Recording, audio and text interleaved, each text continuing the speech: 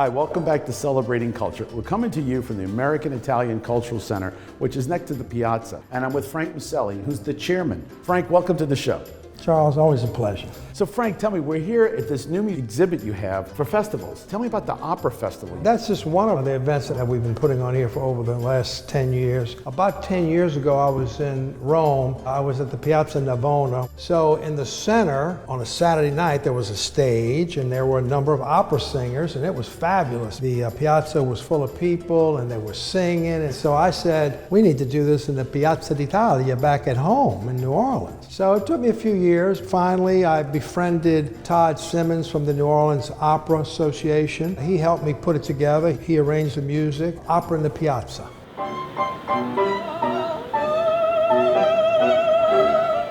And I'm with Todd Simmons, who's the executive director of the JPAS. Todd, welcome to the show. Thank you very much. Glad to be here. So Todd, you have been performing at the opera that we do every summer for many years. Tell us about it. Many years. It came out of Frank's idea to put on a show here in the Piazza. Frank, of course, with his father and himself as well, have a huge, long history with the opera. And at the time, I was the executive director at the opera here in New Orleans. It just grew from there, and we started putting on this show every summer, and we were also doing some in Christmas as well. How many performers will be on stage? There will be 4 singers, and then there's going to be 3 instruments, 2 violins and a cellist. 2 hours of programming, where the first hour is all your top hits of opera, and the second half, which is all Broadway hits. And a crowd response, how's that been? Well, that's been incredible. They just love it. You do much outdoor opera? Actually, no, because opera singers don't necessarily enjoy singing outside because their voice is an acoustic instrument and it needs a building to be in. When you do the outside events, you're using microphones and you're doing a different kind of event. I mean, this is not a full-blown opera. These are like the gems of the operas.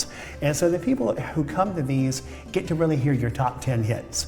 And it also is a great opportunity for people who aren't accustomed to opera to come and get good tastes of it. So they get to really experience what the best parts of it are. And I've talked to many people that fall in love with it just from this kind of an event. What do you think of the venue? I mean, if anybody hasn't been down here, it is just beautiful.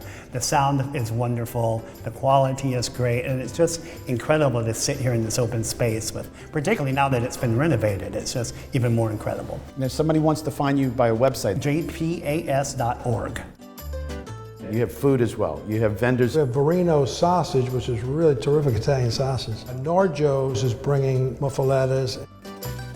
In the Ferraris. One year we had 6 Ferraris. It was fantastic. One year you had Sophia Parigi. Sophia's going to come back this year. She'll be doing some singing in the first hour. Her grandfather was a famous singer in Italy. And you've actually had other events as well. Well, let's go way back. My dad and all his cronies who started all this back in the late 70s and early 80s, they put on a beautiful Festa d'Italia for about 11 or 12 years. At the end, we were getting 40,000 people visiting the festival. That's how good it was. But you've brought that back with this Taste of Italy, that you had all these great chefs where you could sample, you had great wines. I mean, it really celebrated Italian products. And it came out really, really nice. We had like 20 restaurants serving Italian dishes. We had music. It's a big success.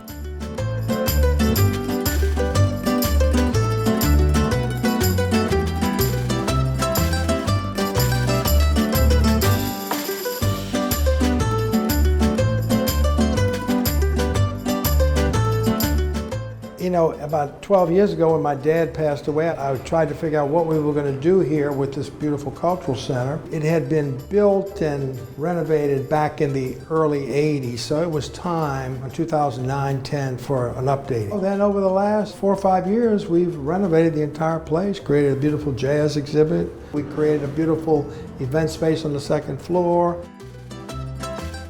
And then on the 3rd floor is our new museum, totally redone. Our old museum was an artifact museum, so it was just items to look at.